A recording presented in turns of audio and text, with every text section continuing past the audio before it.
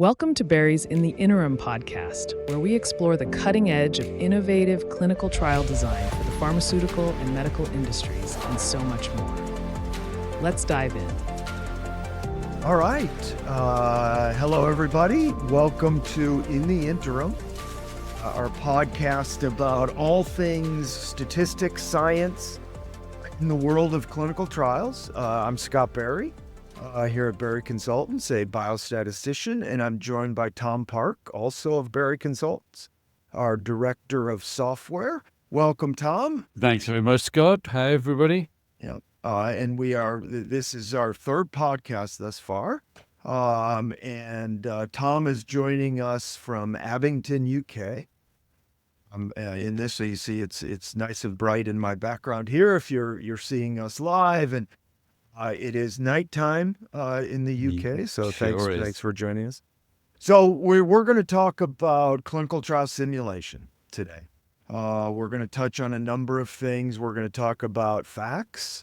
What is FACS? How do we use it? And we have a new release of FACS. So let's start with what is FACS, Tom? So FACS is a software package that enables you to simulate the clinical trial design.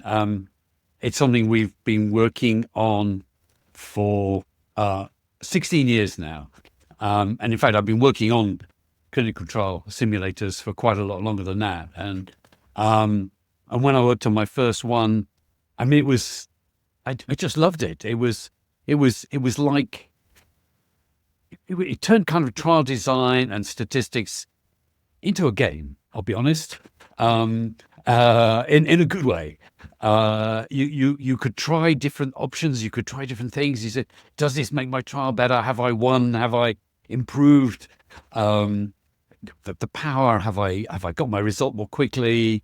All these different things. And I loved also the way that the simulation of the trial, and when you output everything that had been simulated, you had kind of these entrails to dive into and to see what had happened, and you can see times when maybe the design hadn't done the right thing, and what had misled it, why had it taken that track, and of course, I just love these things, and it enables you to understand and explore designs that you can't calculate an answer to. And I love that too, because it means you're not constrained by what you do. You don't say, we couldn't actually calculate that, so we better not do it. You say, well, we'll put that in and we'll just simulate it enough times and we'll be able to estimate what comes out. And I love the freedom that brings. Yeah, so I love the board game reference. I know you and I are both strategy board game people, in all of that. And maybe when the board game ends and you didn't win, I want to do this again. I can beat this game. And I get that flavor of this. So interestingly, you and I, even before Barry Consultants is approaching its 25th anniversary this summer. Even before Barry Consultants, this came up with the Aston stroke trial. In it, we worked together before you joined Barry Consultants on the Lilly Trulicity trial, which was a highly simulated, optimized clinical trial, and there have been lecanemab and Alzheimer's, a number of these. So FACS was not our first attempt at clinical trial simulators. You're in this. No, we our first one was for the Aston trial. We didn't write it. That was Don and Peter Muller mainly wrote the simulator, and we took a colleague and I, Rob Nelson, took that simulator and kind of generalized it and gave it more of a user interface, and we attempted to interest people in it, particularly at Pfizer, and in order to do that, we kept adding features. Or maybe this will interest people. Maybe this will interest people. And we got to a point where the whole code base became unwieldy because we just added more and more features. And every time we wanted to add a new feature on top, we had to worry about how it interacted with every other feature we'd already added and put in there. So it kind of stalled at one point. It just got too big and had too much stuff in it already to really be able to go any further. And then, of course, we worked with Wyeth, and we built a second simulator, the Adaptive Design Explorer. And there we took the opposite approach. That instead of trying to build a simulator that had lots of options and could do lots of things, we built a framework into which the individual simulators for a particular trial could be added. And the idea was it would accumulate interesting designs. And then maybe when you wanted a new trial, you could look at these existing designs and you could try and find one that was maybe appropriate. And yeah, the difficulty there was maybe it wasn't flexible enough, and maybe there wasn't a design that matched what you wanted to do, or maybe there was two designs and one had one bit you wanted and the other had a different bit you wanted. And also, as the designs became more different, creating a framework which could handle all the different types became more and more difficult. Yeah. And then we had a chance to do it a third time, and I think we got it right. Yeah. Yeah. So let's take a step back and talk about trial simulation. So, you're in an interesting situation here that you're creating software that are used by people outside of Berry Consultants. It's owned by Berry Consultants, but it's outside. But it's also used heavily by people inside Berry Consultants, and me particularly, a heavy user. So what is this? So we're trying to design a clinical trial. The historical way of doing this might be making a power calculation within the very rudimentary pencil and paper power calculations within it. Is okay for a fixed trial design where we're going to enroll 200 patients and in 3 years we're going to look at the data. But all of a sudden it became, let's think about more complicated trial designs. Let's do multi-stage trial designs, adaptive trial designs, changing randomization probabilities for the goal of a better trial design. Now to build this thing is much more complicated. Does it work well? You can't just go off and throw a bunch of stuff together and you run it and say, oh, shoot, that was a bad design. So the goal is to really understand that you're building a good design. The only way to do that is through trial simulation. You can't do it analytically. You can't go to a textbook and look up what's the right design for this. They're all custom. So when we started working together and we started building these trials, and everybody said you had to write custom code for every trial design. So we made reference to the Aston trial, which I was not involved in. You were very much involved in. But Peter Mueller and Don, it was a year and a half of writing custom code to simulate that trial design. Made reference to the Trulicity trial. It was 9 months of writing custom code for that. You get it wrong.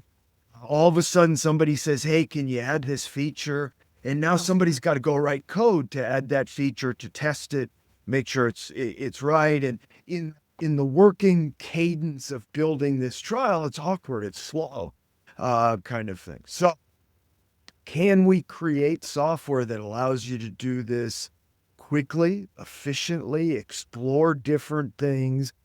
And that's the whole goal of this, and that's was trying to get it right for FACS within this. So just setting the tone of this. And so FACS is now a product. It was our third attempt of trying to get this simulation. It's used extensively by statisticians in the Berry Consultants, but outside of Berry Consultants, it's used for this. So now we've got an update to FACS. Yes, so we've just released FACS 7.1, and this every time we release FACS, it improves. But this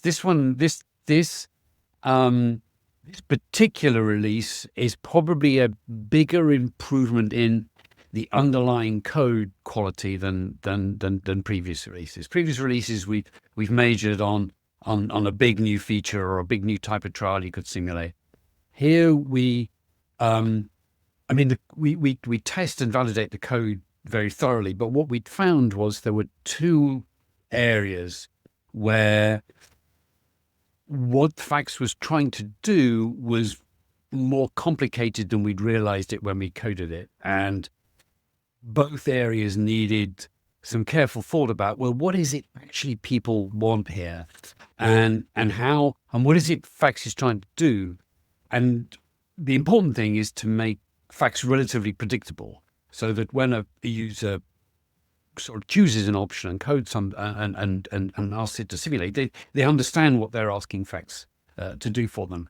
And there were a couple of areas where, there was one area where that wasn't terribly apparent, which was in the open enrollment dose escalation scheme. So this is where we're trying to encourage people to do these phase 1 dose escalation trials more efficiently. And a great idea is, well, you don't have to do it in cohorts. Cohorts adds quite a lot of time to the trial. You recruit your cohort size, typically 3 subjects. You treat them with your selected next dose of the drug, and then you follow them up. And it's not until you've got their results that you can recruit another 2, 3, 4 So you're subjects. waiting for all 3, say, to finish before you treat a 4th. That's right. And maybe as you go along. But then that raises the question, well, if a 4th comes along while these 3 haven't resulted, what's the safe place to put them? And it was providing the rules for users to choose what they were doing. They needed really clear thinking through it. I think we've done that now. And the dose escalation options you've got to set things, I think, is much more clear. We're very happy with it, but it did take quite a while. And the other major area where we did some rework was with this really nice feature called Bayesian predictive probabilities, which is where partway through a trial, you can predict the probability of success of that trial. You look at the data you've got, and you, based on that and based on the distribution of your estimate, you simulate forward a bunch of times, and you say, well, how many of those times were we successful? And it's a very nice feature because it's a very nice quantity to base your decisions on. If my probability of this trial is going to be successful is less than, say, 5%, then we're happy to give up at this point. And then the other way it can be used is, what is the predicted probability of success if I stop enrolling and follow everybody up? And that's also a nice way of getting your trial the right size. Where it got tricky, and where we hadn't put enough effort in, was where one of Fax's features is you can simulate what we call a stage design, which is where you're simulating 2 phases. And that might be phase 2 and phase 3, or it might be a phase 2 with some kind of big decision at some point as to drop arms or add arms or something. But you've got it. So the two, either side of it is a little bit different. And one of the features of that is you've got a lot of options as to control, well, how much. So the size of the second stage can vary depending on how far the first stage went. You're allowed to carry or have an overall budget and put more into the second stage if the first stage ended to. So that affects your predicted probability. Also, there are a lot of options for how much data you include in the second stage. Do we not include data from the first stage? Do we include it all? Do we only include it on the arms that went through? Do we pool all the data from the first stage? Do we only include incomplete subjects? So if we sort of transition in a seamless way from phase 1 to phase 2, we'll have subjects who we've recruited, but not. Maybe we can only. So there's different ways in which data makes it way into stage 2. And of course, if you're going to predict the success of phase 2, you've got to get all that right. And that needed a more thorough going over than it had had before. So we're very pleased with that.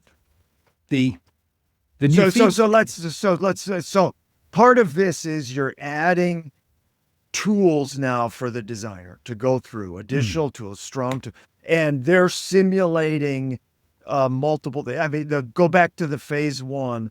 Somebody could say, oh, I want a 3+3, or I want a Bowen design, or that.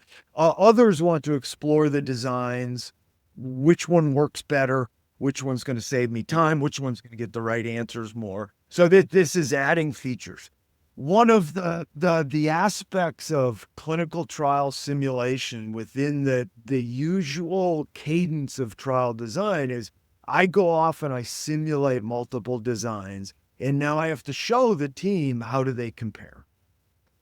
Fax is incredibly good at putting in a design and simulating it, and it tells you what happened. But now I have to show people how does that compare to other stuff.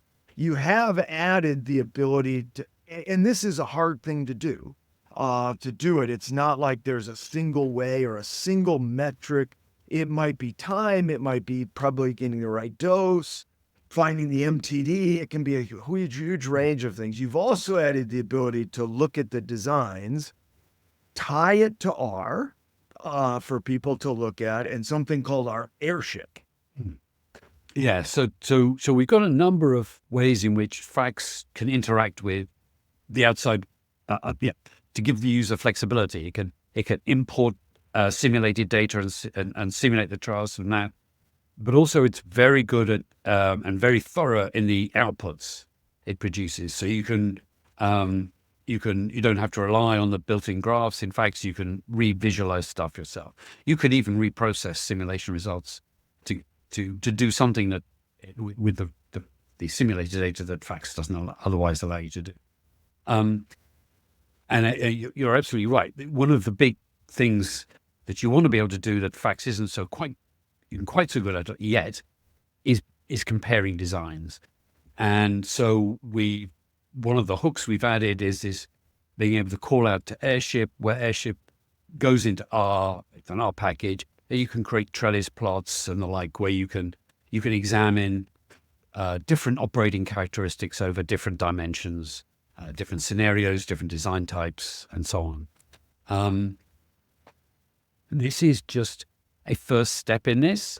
At the moment, you still have to, if you've got very different designs, you still have to kind of collect the results, stitch them together yourself, and go into Airship. But we will be adding, over the next year or two, a greater flexibility within Fax for doing different designs at the same time. A more powerful way of creating design variants. So that's great. So Fax now allows the user to do a comparison of these designs. So this is now Fax 7.1. It has these new features to this. This has just been released. Interestingly, and you're in a tough spot because on one hand, you're developing this software. It's used extensively by Barry consultants, and we're pretty good at Fax. And when we sit down to say, where do we go next? I'm wanting more features. And I know, for example, we're talking about ordinal endpoints and other features like that. At the same time, Fax is getting to be a big product. There's a learning curve. There's an ease of use. There's aspects of trying to make this just easier to use. For Barry consultants, for others, early users of Fax and all of that. So as this is continually moving, we're continually developing Fax. Where it sits now, 7.1, what's next? Where are we going? So we've got a number of work streams going on in parallel, and some will make it easier, and some are going to make it harder to use. And so as you mentioned, we've got the addition of an ordinal endpoint, the ability to analyze and simulate the trials with an ordinal endpoint, both Bayesian analyses and frequentist. And that development's been going on for some while and should come out this year, 2025. Another area we expecting to make things more complicated is we're going to give a lot more variety and control in the quantities that you use to make decisions on in the trial. So at the moment, basically, you can only make decisions on the quantities that have come out of statistical analysis. So p-values, Bayesian posterior probabilities, Bayesian predictive probabilities. We're going to add in the ability to include in the decision criteria operating quantities of the trial. How many arms are still in the trial? How many subjects have I recruited? How many subjects are on control? How much time has passed? So you'll be able to create different decision criteria which reflect, which can include that as a part of the expression. We currently only have 3 arms. Then, this is what I require to see to stop. If there's only 1 arm in the trial, this is what I require to see to stop. And then we will also make the the expressions you can create for those decisions. You can have more complicated ones with kind of and or nesting, whereas currently you just say, well, here are all the rules, and they've all got to be anded together, or they've all got to be or together. We're going to allow you to put brackets in and have all these things anded together, or these things anded together, or these things anded together. So that's all going to make you've got a lot more flexibility, but it might also be a little more complicated to the end user. So at the same time, we're then going to try and work on making it simpler and easier to use. Yeah. So it's you're trying to do multiple things. You're trying to make it more complicated, more features. So if somebody like me who wants more features, more flexibility, but at the same time, the ease of use within the daily practice. Yeah. I mean, somebody's got to be able to simulate these designs and move the ball forward on the trial design. And so the ease of use of all of this. The other thing that interestingly comes up is the ability to compare design. So, for example, a promising zone design, a Goldilocks design, a group sequential design, all of these, the ability to do these naturally. Fact, you alluded to this a little bit, that facts, we took many years ago, we made the decision that facts was not going to be an aircraft carrier, I think was the analogy we use, where there are 14 designs on this and you can pick up this particular design. It's somewhat restrictive because that design, I use the expression Dragolin design number 7. This is Vlad's favorite design. Because it's somewhat restrictive, and almost always we want to make it more flexible. So Facts allows you to go in and create custom designs that have never been used before by putting multiple features together. But then it's making it the ability for the user to know how this all works together in all of this, the ease of use of this. So we keep struggling with this. What about wizards? We've gone back and forth about the wizards. Yeah. So what is a wizard, and are we going to wizards? So yes, what we'll call them is still will still be an internal name that we're using for them. Yeah.